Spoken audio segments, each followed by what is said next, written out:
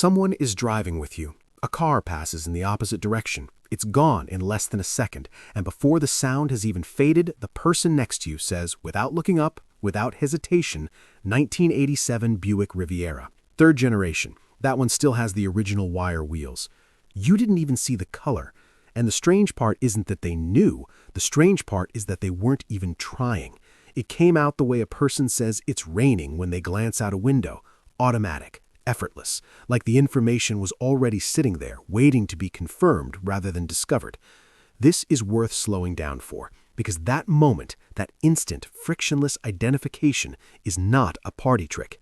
It is the visible surface of something that went very deep, very early, and was shaped by forces most people never examine. The human brain does not treat all information equally. From birth, it is quietly sorting. This matters, this doesn't. This is worth storing, this can be discarded. The sorting mechanism is not logical, it is emotional. Whatever the environment signals as important, as exciting, as connected to belonging or danger or reward, that is what the brain files away with care. Everything else gets compressed or deleted. For a certain kind of person, cars entered the emotional category very early, not as machines, as meaning. Think about what a car represented in the landscape of the 20th century.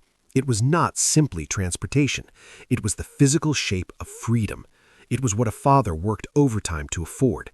It was parked in the driveway on a Saturday morning while someone knelt beside it with a chamois cloth, treating it with the kind of focused attention usually reserved for sacred things. A child watching that scene was not learning about cars. They were learning about value, about what mattered, about what earned care. The brain filed that away. Children absorb the emotional temperature of their environment before they understand its content. A father who talked about cars the way other people talk about love, with reverence, with detail, with unmistakable pride, was transmitting something that had nothing to do with horsepower. He was transmitting a framework. Here is how devotion looks. Here is what mastery sounds like. Here is a domain where knowing things means something. That transmission is invisible. The child doesn't feel it happening. They just notice one day that they care deeply without knowing exactly why. And caring in the human brain is what makes memory permanent. Neuroscience has a term, emotional tagging. When an experience carries emotional weight, the brain releases chemicals that essentially tell the hippocampus, keep this one, don't compress it, store it fully. This is why people can remember exactly where they were when a significant event happened, but cannot recall what they had for lunch 3 days ago. Emotion is the filing system, and for someone who grew up with cars as an emotionally charged object, the names, the shapes, the years, the badges, all of it got tagged. Decades later, a car appears at the edge of vision. The brain doesn't search, it recognizes. The file is already open. This is what people misunderstand when they watch someone like this in action. They assume it's memorization. They imagine someone sitting with a book, drilling facts, building a database through deliberate effort. But that's not how deep expertise works. Deep expertise is not stored the way a phone number is stored. It's stored the way a face is stored. Instantly available, pattern-matched before conscious thought has time to form. Cognitive psychologists call this process chunking. The novice looks at a car and sees a car. The expert looks at the same car and sees a cluster of specific details: the angle of the C-pillar, the shape of the taillights, the width of the body's stance, and the brain collapses that entire cluster into one recognition event, one chunk, processed in milliseconds. This is the same mechanism that lets a chess grandmaster see a board position and immediately know it. The same process that lets a radiologist identify a shadow on a scan before they've consciously begun analyzing it. The car person isn't smarter, they have more chunks.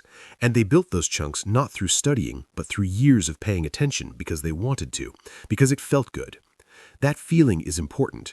Dopamine, the brain's signal for anticipation and reward, is released not just when something good happens, but when a pattern is correctly predicted. When the brain says, this is a 1973 Datsun 240Z, and it turns out to be exactly that, a small reward fires. It's not dramatic, it's quiet, but it's real, and it's consistent, and consistency is how habits form. The brain learns that this activity, noticing, identifying, confirming, produces a reliable low-grade pleasure, so it begins to prioritize it. It sharpens attention in that direction. It starts doing it automatically, the way a tongue finds a loose tooth without being instructed to. Over years, this creates a person who processes the visual environment differently from the people around them. They are not consciously scanning for cars. Their perceptual system has simply been tuned, through repetition and reward, to extract that information first. It surfaces before they decide to look for it. Here is where it gets more complicated, because this isn't just about perception, it's about identity. There is a psychological principle called self-concept consistency. People tend to maintain a stable sense of who they are, and they use expertise as one of the cornerstones of that stability. The person who knows every car on the road is not holding on to facts, they are holding on to a version of themselves, one that is competent, knowledgeable, reliable in a specific domain. That expertise becomes part of the answer to the question, who am I? This is why challenging someone's car knowledge can feel disproportionately personal. It isn't a correction, it's an edit to something they use to stay coherent.